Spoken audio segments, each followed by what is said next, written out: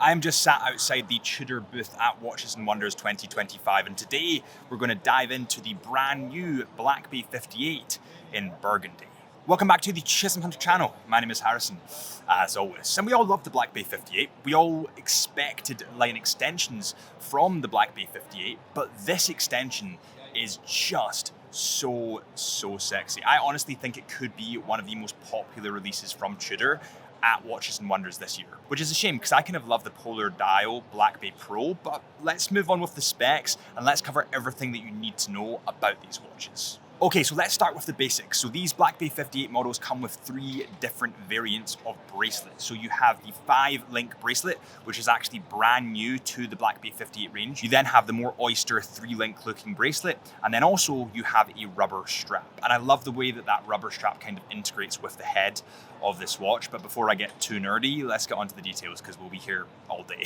So the Black Bay 58, as we know, comes in at 39 millimeters in diameter, 20 millimeters in lug width, and it has a case thickness of 11.7 millimeters. It's waterproof to 200 meters. It has a unidirectional rotating bezel. It comes in full stainless steel, and it has a domed sapphire crystal glass. Now, the movement in this model is the manufacturer caliber MT5400-U. And this is entirely self-winding, and that -U at the end there means it's METAS certified. So this movement is METAS certified, and we've seen this from Tudor over the last few years. They're kind of rolling out their METAS certification to other movements, to all their movements really. And I think in a couple of years, METAS will be like that'll be the level that they want to get above. They won't produce anything that doesn't have that movement in a couple of years, which is really exciting, especially for the price of this watch. Now, this movement has a power reserve of 65 hours. Oh, by the way, before we go any further, we are going to be doing in-depth reviews of every release at Watches and Wonders, so if you want to see them, make sure you hit that subscribe button.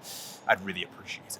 The 5-link bracelet on this watch literally adds so much. I do think that it's such an incredible add-on to this model, and it also has the T-fit clasp on the bottom. I don't know, I just think the 5-link bracelet gives it more of a classy feel. I think it gives it less of an outdoorsy explorer feel, but more of a office vibe. It's more of a smart watch with that bracelet, but it's definitely welcome to the collection. Now, I would personally go for the rubber strap, but I know a lot of people like that bracelet. So when we look online, we can see that it has that deep burgundy color on the face and the bezel, and the renders online do not do this justice at all. It looks quite, I'd say, lucid online, but it's not like that at all in person. It looks so much nicer, so much cleaner, and honestly, I love seeing Tudor have a load of fun. And I know that my predictions were wrong, but I'm not disappointed that they were wrong, because I think this is still pretty awesome. The burgundy it's a move that not many watch brands would take, but Tudor. We can see that it has the lollipop second hand, and it carries over a load of the kind of details from the original Black Bay 58 that we know and love. The hour markers are big, bold, and really easy to read against that dark burgundy. And I want to repeat this because I think it's important. The burgundy is so much darker and less lucid in person. I think it looks a lot better than the renders online, and it's a lot more readable. The dial on these watches also has Super Luminova, which is bright, bold, and punchy. It's kind of the same as the other Black Bay 58s that we've already seen before. Now, I didn't see it in person because it was light in the booth. I only saw another couple of them. I didn't have much time, but I did see it online, and I have had friends in the industry that have said it's really good.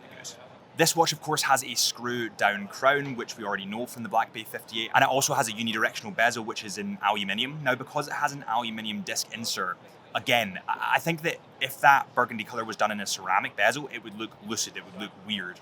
But because it's done in a kind of more matte finish, like the aluminium disc allows, it looks so much better. This watch comes in at 4,150 Swiss francs. And I think, honestly, at Watches and Wonders, the Rolex booth is always really popular.